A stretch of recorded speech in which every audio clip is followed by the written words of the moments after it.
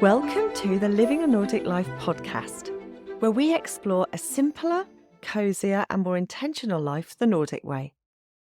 I'm Fiona McKenna, your Nordic living guide and founder of Living a Nordic Life, where I share all things Nordic living and show you that a Nordic life is the way to bring intentional calm and healthy habits into your own life, wherever you are in the world. Are you looking for ways to bring simplicity, coziness and calm into your life? Well, let me show you how. Visit the Living a Nordic Life website to explore how I can help you on your journey to simple, healthy and happy calm, the Nordic way. You can subscribe to the podcast right here. And if you want regular inspirational emails sent with love from Norway and straight to your inbox, don't forget to subscribe to the Living a Nordic Life newsletters. And so now let's dive into our episode. Hello and welcome to this episode.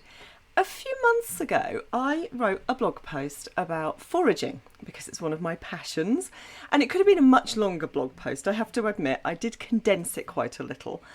And I thought it would be fun to also record a podcast episode for you, especially for those of you who don't necessarily read my blog, or you want to listen to this while you're driving or you're doing something. So, let's talk about foraging. For me and my family, simple intentional living means following the seasons. You know that, don't you? I talk a lot about seasonal eating. And that means understanding what's growing and what is not growing at that time of year. It's really simple seasonal living. It's also about the simple pleasure of being outside and that joy that you get when you find something growing that you can eat and that is not shipped halfway across the world. I'm sorry to say, but a lot of things are, aren't they? And something that can be found in our own back gardens and nearby nature, assuming it's safe, but we'll talk about that in a bit.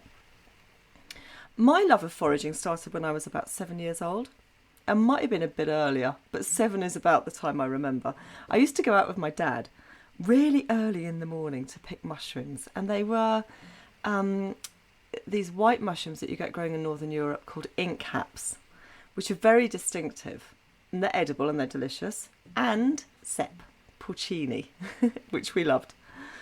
When we got home, after our foraging session, my mum would cook them for us, and I never forget that really delicious smell of freshly picked porcini cooking in butter with a really good sprinkling of black pepper. They are a really long way from anything that you would buy in the supermarket, if you could even get porcini in the supermarket. If you're lucky enough to live in France or visit France or Italy in the late summer and the autumn, then you'll find them in the markets, but they're expensive. My dad always jokes that he's snacking from the hedgerow whenever we go out, and he picks and eats berries and nuts on the go. And it taught me early on some of what I can eat and what I can't eat, what's edible and what's not, and how to make that distinction. And I've passed this on to my own children. Not in any kind of formal way, we're going to learn what we can eat today, but just how to identify things, where it's safe to eat, because that's important, and what to avoid. So now, even me and my 6-year-old can confidently go out into nature and pick berries and leaves without me having to panic that she might poison herself. She knows, most important thing is that if you're not completely sure of what it is, you do not eat it. You don't even taste it. You have to be completely certain. Foraging is fun. It's fun for everybody. And it's fun and educational for kids. But also it's rewarding for us adults too. There's lots of things about foraging that are really good for us. So as a lifelong dedicated forager, I love to encourage others as much as I possibly can to get out into nature and to do the same thing. I thought I would share some foraging tips with you and try to get you motivated to do the same thing, either as a beginner forager or perhaps to rekindle a passion for foraging that you had before, or maybe a slight interest that you had for foraging. I'm basing my advice now on the Northern Hemisphere, which is where I live. But if you live further south, there's no reason why you can't get ready for next season's foraging, Or perhaps you're able to forage through the winter. I'd love that.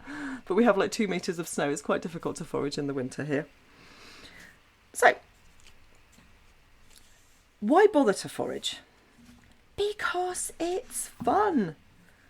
Foraging is one of life's simple pleasures that can bring so much joy into our lives. We learn new things, we get outside and we follow the seasons, and you delight in the newfound knowledge that you have and the discoveries that you've made. Also, while you're out and about, you're getting fresh air, which is very good for your mind and your body, and you're moving around quite a lot when you go and look for things on the ground. You're not just walking in a straight line. You're doing this kind of zigzag curly. If you imagine just getting a pen and just scribbling about all over the paper, then that is how you walk about in the forest when you're looking for things. It gets us outside into the fresh air. You can't forage from your lounge. You can't forage while you're watching Netflix. I'm sorry, you have to get outside, and you have to put on decent clothes to do that as well. You have to get your shoes on, you have to grab your equipment, and you have to get outside into nature. Not only will you get some fresh air, but you have a purpose to get out there. As you search around for your latest foraging, you're moving your body. You're taking deeper breaths as you move about, and you're allowing nature to work its special magic of calming and grounding us. When I go blueberry picking with Andre, my partner, he calls it therapy. Because once you get out there and you kind of calm down and slow down, nature has this wonderful way of, having this great effect on us. And things that may seem, problems that may seem really big, they might be really big, seem easier to cope with. And we give our minds just a little bit of a rest while we're doing something else that maybe doesn't require quite so much thinking. And then problems quite often sort themselves out subconsciously, and you come back thinking, oh my goodness, yeah, actually that's not that bad. Foraging is rewarding. Once you see that basket that you've got, and we'll talk about that as well in a minute, filled with edible treats that you have really cleverly identified, well done you, and collected yourself, you will have the foraging bug, I promise you.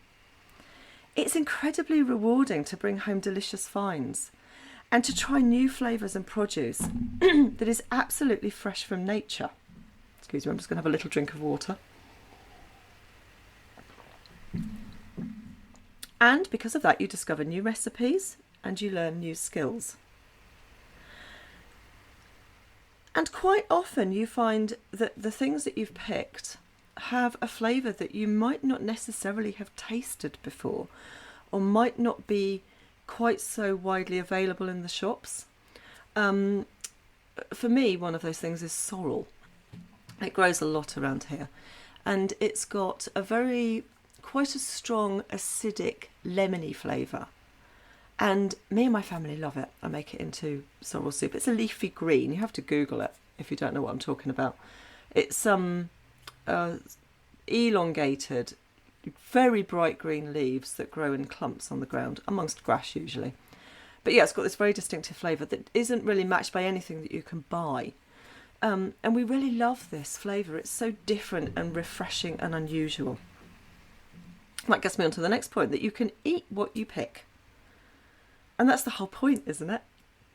Unless you're going out to collect things that you're going to turn into some beautiful art, for example, or you want to have some pretty things in the house that remind you of the seasons. But eating is what we pick connects us with past generations that did the same thing. There's been a lot of debate recently about whether the Vikings ate mushrooms. I'm sure they must have done, because there were probably just as many mushrooms growing in Scandinavia and the places that they visited 1,000 years ago as there are now. Maybe more, who knows. But I'm sure they did. But we know that people foraged and ate what they found. Of course they did, way before people started farming, for example. And it's a sustainable and an environmentally friendly way of eating, because we only pick as much as we need. Of course, you'll probably not be able to make an entire meal of a forage. Well, you might do, and if you do, I'm going to applaud you, that's brilliant. But even one dish is a fantastic achievement. And once you get to that, it's great. We learn about native plants. And not everything that grows in our region, wherever you live in the world, is native, and that is supposed to be there. We know that, don't we? There are garden escapes, and there are plants that have been introduced either rightly or wrongly. But foraging teaches us what is natural to our region, and we begin to learn a huge amount about the ecosystem and the environment we live in without even trying. It might sound a bit dry, mightn't it? Oh, do I really want to learn about the ecosystem? But you will be, whether you intend it or not. You're just going to be absorbing it. It's fantastic. We embrace the seasons. I talked about this at the beginning. You can't forage for raspberries in the winter, can you? That's logical. I'd love to be able to do that, but we can't. We need to check the seasons of each plant that we're foraging. It makes perfect sense not to pick berries in the winter. But we do know that they're in abundance in the summer and the autumn. So we're already noticing the seasons. I bet if I asked you some questions about things that were in season, you might not necessarily know initially. If you thought about it, you would. You know what's in season. Foraging helps you notice the seasons in even more detail. You'll find yourself looking out for the first dandelion flowers in the spring and the ripeness of the hazelnuts in the late summer. Are they ready yet? All at once, it will be second nature. And you'll be following the seasons like a pro. And once you start doing that, you will find that you're doing that with your eating as well. Because you'll be looking at things in the supermarket and in the winter wondering, where did those raspberries come from? Because they're certainly not growing here. Or at the beginning of the spring, are there really cabbages around? Probably not. So, have I motivated you to actually do it? Let's talk about how you can get started.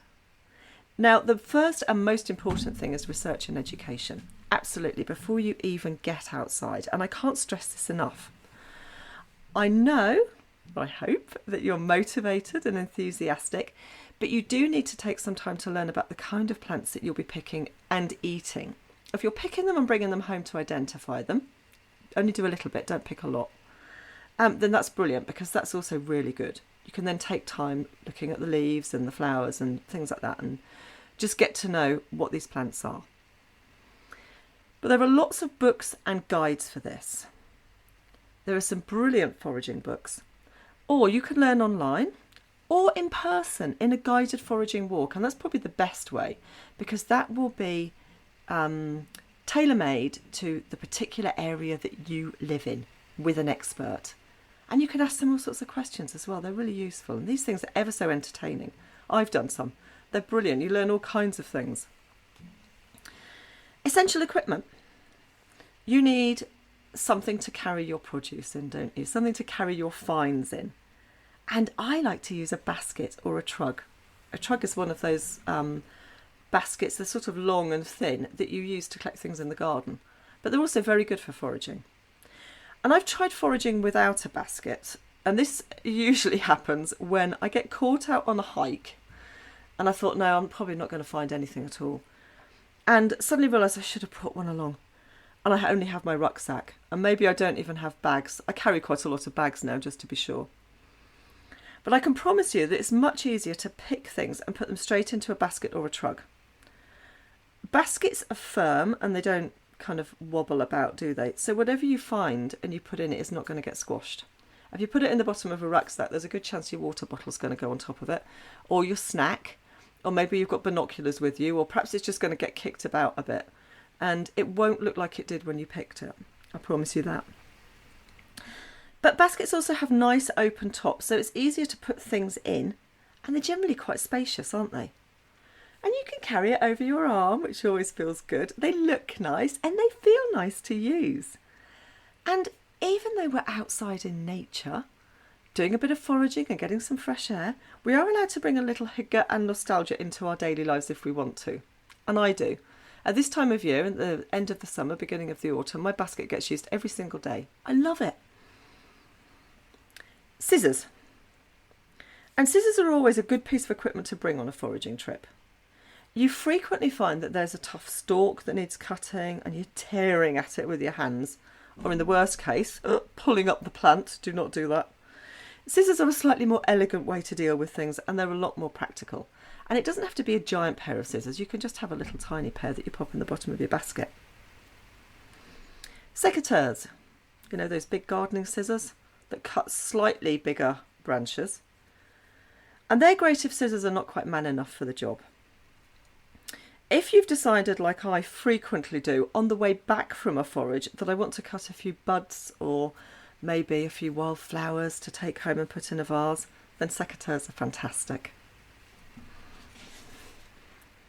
A small knife is always useful. Now, I never, ever, ever go foraging without my little foraging knife. And it's an invaluable piece of kit in your foraging basket or in your rucksack. Not only is it ideal for cutting things, but also for digging up small roots. My favourite knife is made by a Norwegian company called Brusletto, and they are in the mountains of Buskerud, and they're beautiful. They're all handmade knives, and they vary from really short ones with a blade that's just a few inches long, like my little foraging knife, to great big hunter's knives. But they're something very special. They're not cheap, I have to admit, and they do ship them everywhere, so if you want to have a look for them, but they're lovely. And mine has a lovely little leather sheath that fits through my belt, so I can just reach down and grab it when I need to. Feels quite professional actually to whip out your knife to cut something. And it's lovely to use something that has been so carefully handmade. Gloves. Sometimes we find ourselves wanting to pick things that sting, like nettles in the spring, or we simply don't want to get our hands dirty. You're allowed to not get your hands dirty if you don't want to. Nettles are a case in point. I certainly wouldn't want to pick nettle tops without gloves. They are very, very stingy first thing in the spring. Thick gardening gloves are the best. Or those ones that have got, you can get slightly thinner ones with a kind of rubbery palm and rubbery fingers. They're really good as well. They don't keep your hands warm, but they're very good for picking things. Don't try to pick nettles in woolly gloves. I speak from experience. They get stuck all over you, they're horrible. Good foraging books. We've talked about this briefly already, haven't we? And I don't recommend starting any foraging journey without first doing some research. And if you've already done that, then you'll benefit from a few field guides. Field guides are books that are designed to be brought out with you so that they are smaller and they're easier to carry and they're more compact. They don't necessarily have all the information in it that you need, but you can look at that when you get home in your slightly bigger guide. But field guides are really useful because they're all the things that are most common in your area, and you can quickly flick through and identify it. Try and pick one that's got lots of photos as well, because then it's easy to have a look and do some comparisons. Even as a seasoned forager, I never take a trip without a couple of field guides with me. You never know when you're going to have that moment of, is it or isn't it? I'm sure I've seen that somewhere and I'm pretty sure it's such and such, but I'm not completely certain. And then you discover that actually it was when you get home and you kick yourself because you didn't have a guide to refer to while you were out. It's also good if you've got kids as well, because it can be part of a fun game of almost a scavenger hunt where they can look for something and they can try and find it in the book and identify it. It's really useful. Small plastic bags or boxes are always good. And especially if you plan on picking lots of different things. I mean, even if you don't, take them anyway. Small plastic bags, or the kind of little boxes that you get strawberries or mushrooms in from the supermarket, are perfect for separating what you've picked. And they fit nicely into a basket and prevent everything from getting mixed up and crushed. Or you could put them in little plastic bags. So that's our do's and don'ts. What about the do nots? This is a bit more common sense than anything, to be honest. And I'm sure you probably know this already, but I'm going to run through it anyway. Make sure that you check the law where you live. You need to spend some time, just a few minutes, checking whether you're allowed to pick and forage where you live. If you live on the edge of a nature reserve, probably not. But there might be restrictions in certain areas. We've got lots of nature reserves in Norway, and they tend to be not big things. They tend to be tiny pockets.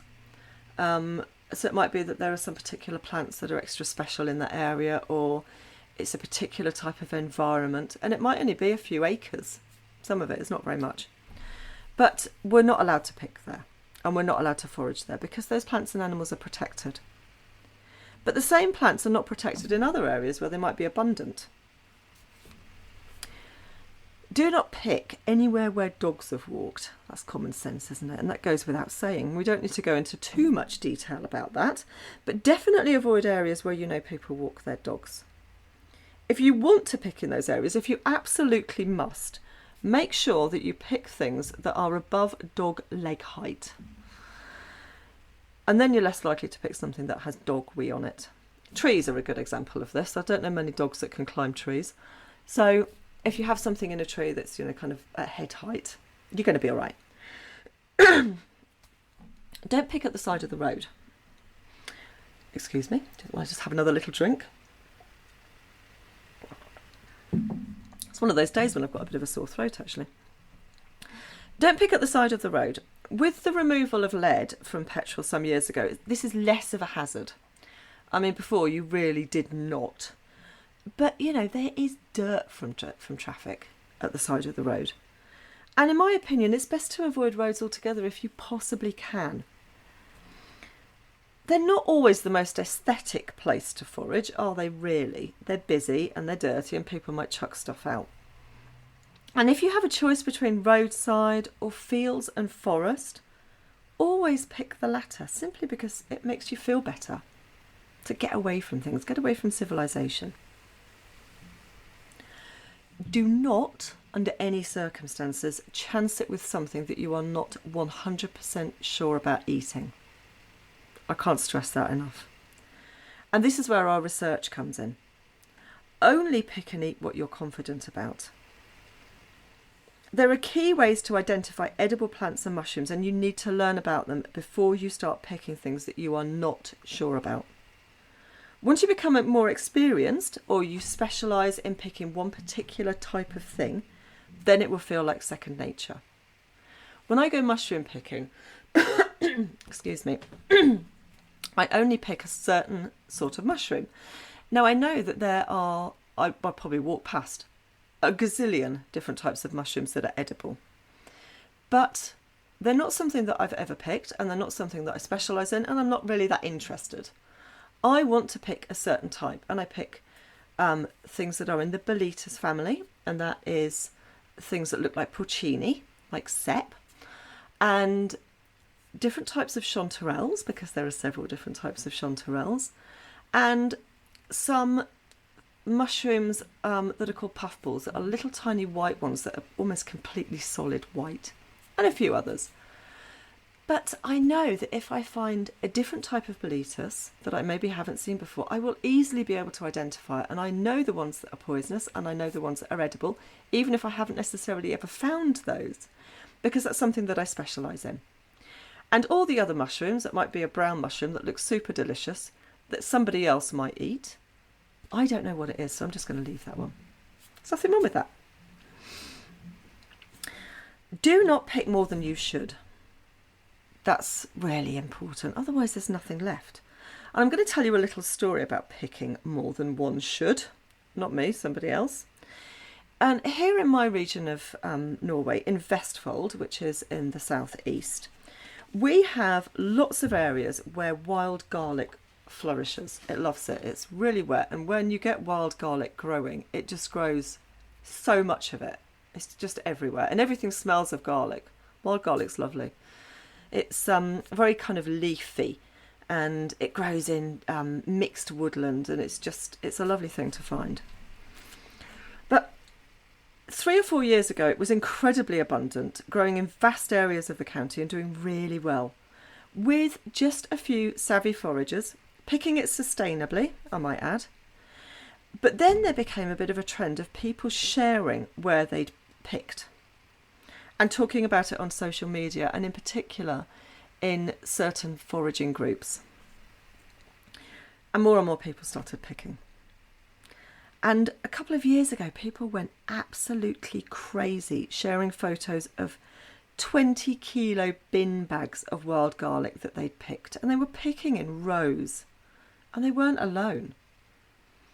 They didn't care very much about the plants, and the delicate roots were being yanked out of the ground and just chucked to the side, or they pulled the leaves off. And the result was that it was so devastated by this careless, crazy picking that last year the Norwegian government put wild garlic in Vestfold on the red list for threatened species, and it's now forbidden to pick it in certain areas. So the moral of this story is only pick what you need, because it might seem like there's an awful lot now, but if you pick it all, there won't be next year. If you find a plant that you want to pick, take a moment to look around and make sure that there's plenty of other things growing. And you don't need to pick everything, because next time you'll come back and there'll be nothing growing. So, are you ready to start a new hobby or rekindle an old hobby? I hope so. Get out there and find some foraging books. I'm going to put some links beneath this so that you know where to have a look. And do share with me what you found and whether or not it's exciting and ups and downs of it. I'd love to hear from you, and I'll see you in the next episode. If you've enjoyed this episode, please subscribe to the Living a Nordic Life newsletters so you can get an email when I release a new episode. It's a quick and easy way to keep up with all things Nordic living. Please visit livinganordiclife.com. You can listen to Living a Nordic Life on lots of podcast apps, including Spotify, Apple Podcast, Google Podcasts, and plenty of others. If you've enjoyed the Living a Nordic Life podcast, why not leave me a rating? So that's the end of Living a Nordic Life for today, and I look forward to seeing you next time.